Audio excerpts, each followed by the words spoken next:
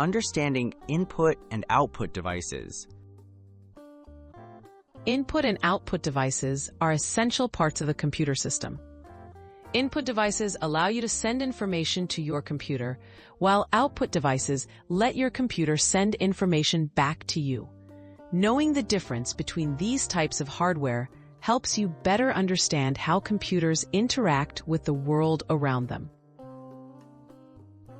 What are input devices?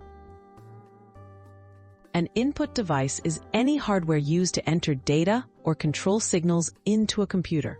Common examples include the keyboard, which allows you to type text, and the mouse, which lets you move a cursor and click on items. Other input devices are microphones, scanners, webcams, and game controllers. What are output devices? An output device is any hardware that receives data from a computer and presents it to the user.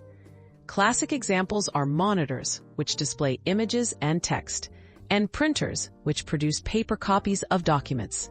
Speakers, projectors, and headphones are also considered output devices because they present sound or images generated by your computer. Key differences between input and output devices.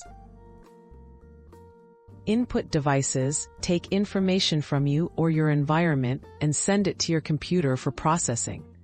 In contrast, output devices take processed data from your computer and share it in a form you can perceive, such as images, sounds, or printed pages. The direction of information flow is the main difference between these two types of devices. Real-world examples and everyday uses. At home, you likely use input and output devices every day. Typing a document uses a keyboard and a monitor. Video calls involve both input devices like a webcam and microphone, and output devices like speakers and a display. Understanding these devices helps you make better choices when setting up or troubleshooting your computer.